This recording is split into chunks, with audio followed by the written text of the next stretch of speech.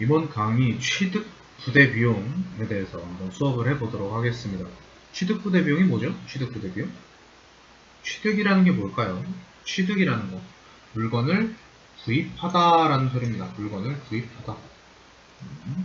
자, 그리고 취득 부대 비용이라는 거는 이 물건을 구입할 때 반드시 내야 하는 비용을 의미합니다. 반대로 말해서 이 금액을, 반대로 말하는 건 아닌데 어쨌든 이 금액을 내지 않으면 물건을 못 사는 비용을 말합니다. 대표적으로 이제 인터넷 배송이 있겠죠. 예를 한번 들어볼까요? 이제 인터넷 주문으로 10,000원짜리 책을 구매를 했어요. 근데 운송료, 배송비가 2,500원이 들어간대요. 2,500원에 이 배송료 솔직히 내기 싫죠. 그렇죠? 이거 내기 싫다고 내가 이거 안 내면 책이 옵니까? 안 오죠? 그럼 이 운송료 어떻게 해야 돼? 꼭 내야겠죠. 그러면 내가 10,000원짜리 책을 샀다고 하더라도 이 물건을 구입한 비용은 10,000원이에요? 12,500원이에요? 10,000원이 아니죠? 12,500원이 되겠죠. 그쵸? 그래서 요런 경우를 이제 취득 부대 비용이라고 하는데, 이런 취득 부대 비용의 대표적인 예는 운반비, 그리고 취득세, 부동산 중개 수수료 이런 식으로 있습니다. 운반비는 방금 설명했어요. 그쵸? 그래서 운반비는 빼고 취득세, 물건을 취득을 한다. 즉 물건을 구입을 하면 거기에 대한 세금을 내야 합니다. 대표적으로 건물을 구입하거나 땅을 구입하거나 자동차를 구입하면 취득세라는 걸 냅니다.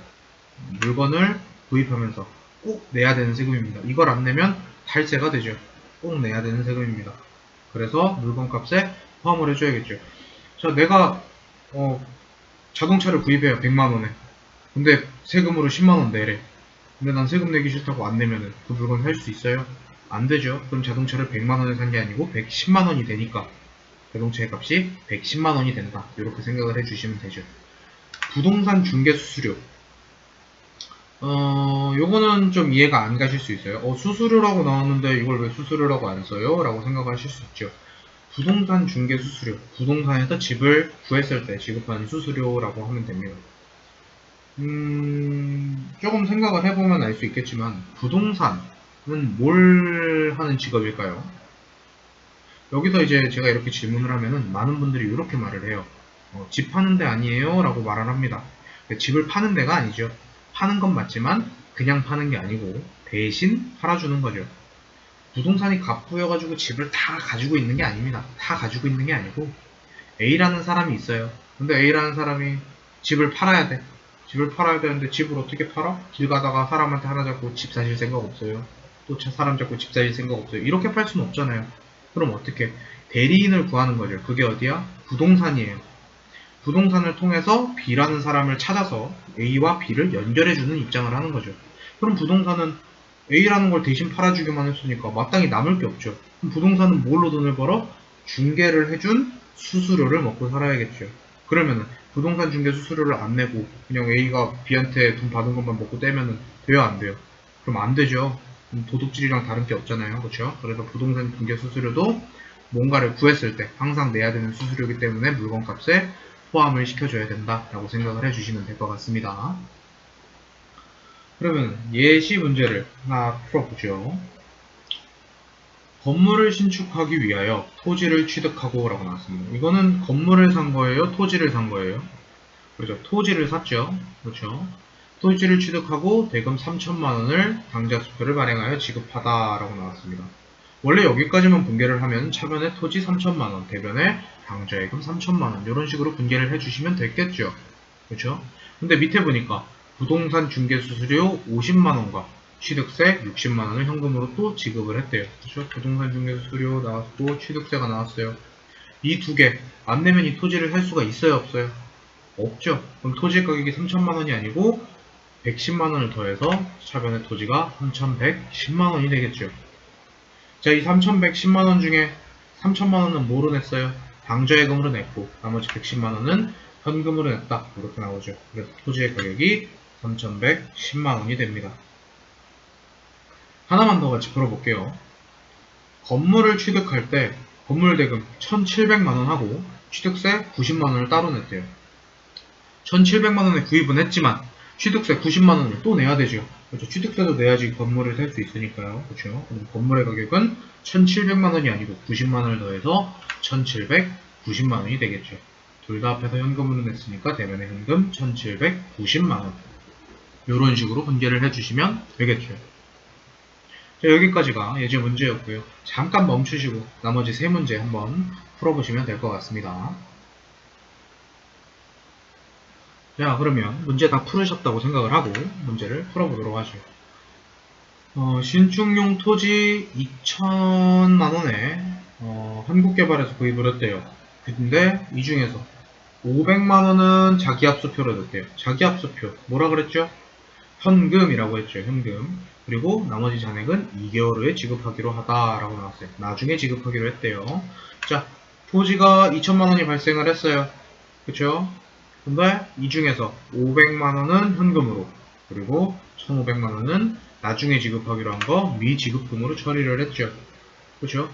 근데 보니까 취득세가 또 있어요. 취득세도 포함을 해야 되니까 토지가 2천만원이 아니고 얼마가 돼야 돼요? 2,030만원이 돼야죠. 그러면은 현금으로 얘를 또 지급했다니까 대변에 밑에 현금 30 따로 써도 되겠지만 여기 500만원을 30만원 늘려서 530만원으로 교체를 해주셔도 되겠죠. 이런 식으로 분개를 하시는 겁니다. 그 다음요. 장미전자에서 1000만원의 건물을 구입을 했는데 200만원은 현금 지급, 나머지는 미지급하다. 나중에 지급하기로 한 거죠. 그쵸? 근데 이 건물에 대해서 등록면허세, 그러니까 면허세, 얘도 등록세라고 해서 물건값에 포함되는 그런 취득 부대 비용 중 하나입니다. 어쨌든 보통예금제에서 얘는 따로 이체를 했대요. 여기서 이제 하나의 전표로 입력할 것이라고 나와가지고 사람들이 좀 어떻게 해야 되지? 뭐 어떻게 하라는 소리지? 라고 생각하실 수 있어요. 이거는요, 분개를 끊지 말고 뭐 건물 200만원, 대변에 현금 200, 또 건물 800에 뭐 미지급금 800 이런 식으로 쓰지 말고 하나로 차변에 금액 1000 얼마, 대변에 얼마 이렇게 해가지고 하나의 분개로 만들라는 소리입니다. 괜히 어려워하실 필요 없어요. 지금까지 했던 그대로 그냥 하시면 돼요. 자, 그러면 건물은 1000만원에다가 20만원을 추가해서 차변의 건물 1020만원이 되겠죠. 근데 이 중에 200만원은 현금 지급했대요. 그러니까 대변의 현금 200, 800만원은 나중에 지급하기로 하다 미지급금 800. 그렇죠? 나머지 등록면허세는 보통예금에서 낸대요. 나머지 보통예금 20만원 이런 식으로 분개해 주시면 되겠죠. 다음 문제요. 사무용품 500만원을 외상으로 매입하고 운반비를 현금으로 지급하다 라고 나왔어요. 구입할 때 운반비가 나왔어요. 취득 부대 비용 중 하나라고 그랬죠. 물건값에 포함을 시켜줘야겠죠. 사무용품 비품이라고 하시면 되겠죠. 차변에 비품 505만원, 대변에 외상 매입금 500만원, 그리고 현금 5만원. 이렇게 하면 안 되죠. 왜죠? 오랜만에 가서 헷갈릴 수도 있지만 외상 매입금을 쓰면 안 돼요. 왜? 상품이 아니니까요. 그렇죠? 그러면 뭐로 바꿔요? 미지급금으로 바꿔주셔야겠죠. 그렇죠? 자, 여기서 주의할 점은 취득 부대 비용, 즉 구입할 때 들어가는 비용을 취득 부대 비용이라고 하는 겁니다. 그러면은 지금 구입할 때 운반비가 나왔을 때는 운반비를 물건값에 포함을 했어요. 근데 물건을 매출할 때 운반비가 나오면 어떻게 해야 돼요? 그때는 그냥 운반비를 따로 써주셔야 됩니다. 운반비 이렇게요. 그건 문제 나올 때 다시 한번 설명을 해드리도록 하죠. 자, 여기까지가 이제 취득 부대 비용이었습니다. 그럼 요거랑 비슷한 게 이제 수익적 지출과 자본적 지출이라는 게 있습니다. 이건 또 뭐야? 뭔 소리야? 라고 하는데 어렵지 않습니다. 그냥 간단하게 설명을 해드릴게요. 일단 자본적 지출. 자산의 가치를 증대시키는 데 사용되는 비용. 자산 처리하고요. 수익적 지출. 자산의 유지 관리를 위해 사용되는 비용. 비용 처리라고 합니다. 아니 뭐 쉽게 설명하겠다더니 이게 뭔 소리야 라고 할 수 있죠. 간단하게 예시를 들어서 설명을 해드릴게요. 건물이 있다 라고 해보겠습니다. 이게 10억짜리 건물이에요. 8층 건물. 그냥 뭐 그렇다고 해요. 그냥. 근데 유리창이 깨진 거야. 유리창 깨졌죠 지금? 쨍그랑하고 깨졌어요. 자, 유리창이 깨져가지고 유리창을 수리를 했어요. 수리를 했단 말이지. 그러면은 내가 유리창을 수리를 한 이 시점에 이 건물의 가격이 10억일까요? 아니면 11억이 됐을까요? 11억이라고 하신 분들은 잘 생각을 해보세요. 답은 10억입니다. 유리창을 깨가지고 유리창을 고치면 건물의 가격이 11억이 돼. 그럼 난 여기 있는 건물 유리창 다 깨고 다녀요. 그러면 11억, 12억, 13억 이렇게 돼요? 그럴 리가 없죠. 이거는 현재 상태를 유지하는 거예요. 자산의 유지 관리를 위해서 사용되는 비용. 이런 거를 수익적 지출이라고 합니다. 우리 유리창 깨졌을 때 고치면은 뭐라고 등기하죠? 수선비 이렇게 하죠. 수선비라고 처리를 하죠. 그냥 우리가 하던 대로 그냥 하는 게 이제 비용 처리한다 라고 생각을 해주시면 됩니다. 그럼 자본적 지출은 뭐냐? 이게 건물이 지금 10억짜리 이제 8층 건물이라고 그랬잖아요. 근데 설계 미수로 엘리베이터를 설치를 안 했어. 어머 죽을 것 같은 거야. 그래서 엘리베이터를 설치를 했어요. 그럼 엘리베이터를 설치했을 때 건물의 가격은 10억이 그대로일까요? 아니면 11억이 됐을까요? 자, 똑같은 건물이 있어요. 한 건물은 엘리베이터가 없어. 8층인데. 그리고 한 건물엔 엘리베이터가 있어요. 똑같이 10억으로 나왔어요. 어떤 사람이 엘리베이터 없는 건물을 살까요? 그렇죠? 똑같은 건물 동시에 나왔다고 하면 다 11억짜리 건물을 사겠죠. 엘리베이터 있는 건물을 살 거예요. 가치가 높아졌죠. 이렇게 자산의 가치를 증대시키는 데 사용되는 비용, 이런 거를 자본적 지출이라고 하고요. 자산 처리하면 됩니다. 어떻게? 건물 이렇게 처리를 해주시면 됩니다. 근데 예외적인 상황이 하나 있는데 그게 뭐냐면은 대부분 이제 비품을 수리하던 뭐 아니면은 건물을 수리하던 수리할 때 수익적 지출이라고 하면은 수선비라고 하면 됩니다. 근데 유일하게 딱 하나 차량 운반부만 다릅니다. 차에 관련된 비용, 차를 수리하거나 차를 고치거나 이런 식으로 할 때 우리 쓰는 개념 과목이 있었죠. 그렇죠. 차량 유지비라는 개념 과목이 있었죠. 그러니까 차를 수리할 때는 수선비가 아니고 차량 유지비로 처리를 해 주셔야 됩니다. 그럼 문제를 하나 같이 풀어보도록 할게요. 두 문제만 같이 풀어보도록 하죠. 당점, 우리 회사죠. 당사가 우리 회사라고 했어요. 저 당점, 우리 회사가 소유하고 있던 영업용 트럭, 차량 운반구네요. 그렇죠? 차량 운반구를 수리하고 수리대금을 현금으로 지급했대요. 차량 유지비 계정을 사용하여 수익적 지출로 처리할 것. 아까 뭐라 그랬죠? 수익적 지출, 비용 처리할 것이라고 했죠. 비용 처리하면 됩니다. 우리 그냥 했던 대로 차변에 수익적 지출이니까 차변에 차량 유지비 15만원, 대변에 현금 15만원. 이런 식으로 분개해주면 됩니다. 어렵지 않죠? 좀 헷갈릴 건 이제 자본적 지출이니까 한번 해드리도록 하겠습니다. 자본적 지출. 건물에 출입문이 없어서 이걸 자동화 시설로 교체했대요. 솔직히 그냥 일반적인 문하고 자동문하고 솔직히 가격 차이가 있겠죠. 자동문을 설치하면은 그 건물의 가치가 올라가니까 자본적 지출로 처리할 수 있을 것 같아요. 근데 솔직히 이거를 가치가 늘어났나 가치가 줄어들었나 아니면 그대로인가 이런 걸 생각하실 필요는 없어요. 왜? 맨 마지막에 뭐로 처리하시오 이렇게 문제 끝에 나와 있게 됩니다. 자본적 지출로 하래요. 즉 자산 처리하라는 소리죠. 뭐에다가 교체했어요? 건물에다가 교체를 했으니까 차변에 건물 600만원, 대변에 미지급금 600만원 이런 식으로 분개를 해주시면 될 것 같습니다. 여기까지 하고 잠깐 일시정지를 누르시고 나머지 문제 쭉 한번 풀어보시고 그 다음에 다음 문제 푸는 거 보시기 바랍니다.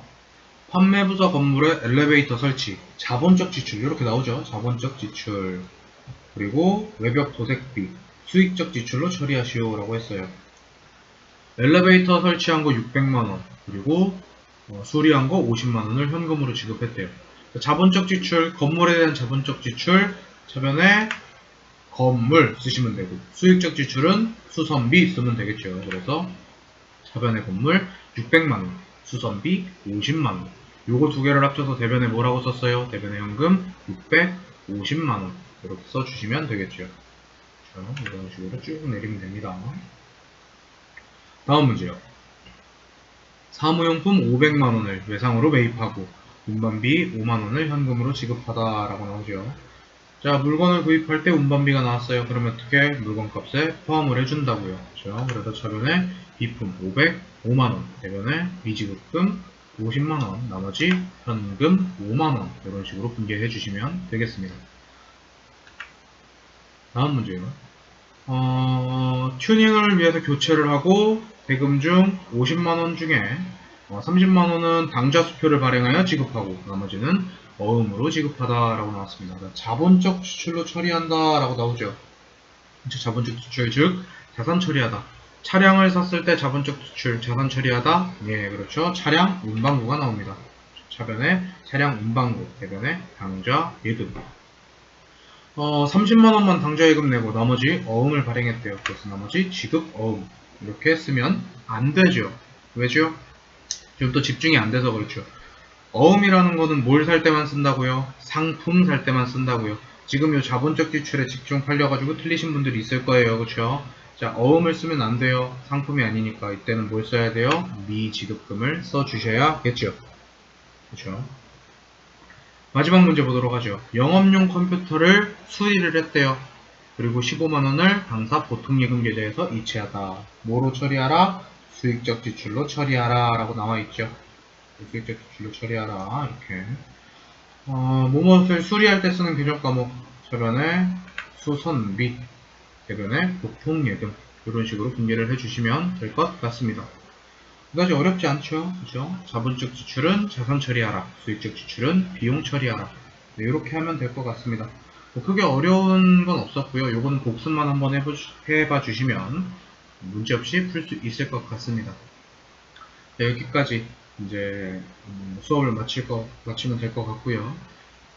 잘 들으신 분들은 좋아요 버튼과 구독 버튼 한 번씩 눌러주시고 다음 강의도 시청해 주시면 감사하겠습니다. 수고하셨습니다.